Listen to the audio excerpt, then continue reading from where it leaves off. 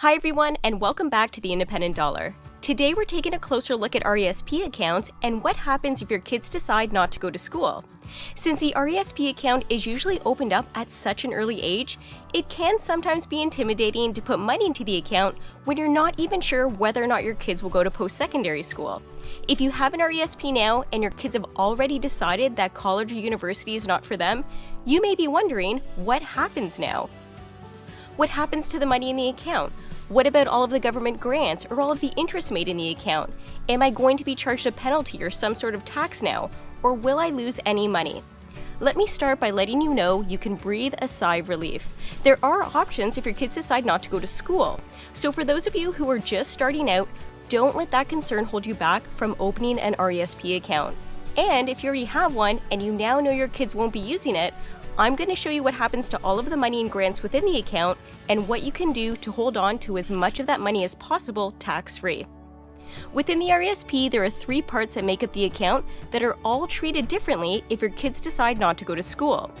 Your original deposits into the account, the grants you receive from the government, and any money you made on your investments within the RESP.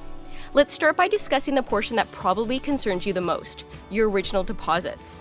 Rest assured that any money you put into the account can be withdrawn tax-free at any time, regardless of whether or not your kids go to school. So you can have peace of mind knowing that if anything changes their mind, you can always take out what you originally put in.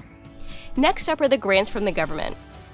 One of the best parts about the RESP are those grants, that 20% matching program that the government offers when you make a deposit into the account. The grants portion of the account is pretty straightforward if your kids decide not to go to school. Any grants within the account must be returned to the government, and this will be done automatically for you when you go and deal with your bank or broker to close out the account. After the grants are repaid, you're left with one remaining part to deal with: any money you made inside of the account from investing. When income is earned within the account and it's withdrawn for non-educational purposes, it is taxable in the hands of the subscriber, which is you, plus an additional penalty tax of 20%. However, there are ways around that. Income from the RESP can be transferred into your RSP so you can defer the income tax and avoid that 20% penalty tax altogether. To do this, you need to meet the following conditions. The account must have been open for at least 10 years or more.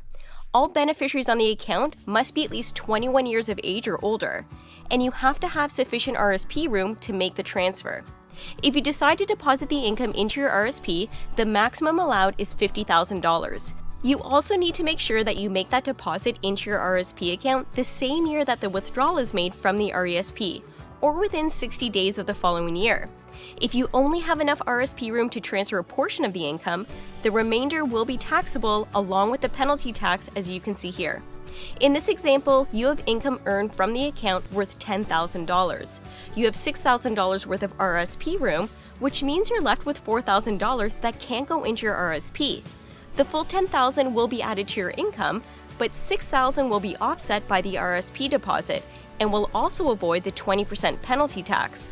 The remaining $4,000 will unfortunately be charged the penalty tax of 20%. Now, had you had the full $10,000 worth of contribution room, you could have avoided the 20% penalty tax altogether. In certain situations, you can also make a transfer from an RESP account into an Rdsp account. If you are interested in learning more about that and how those accounts work, let us know by commenting below. Thank you so much for watching today, and we'll see you back here next week.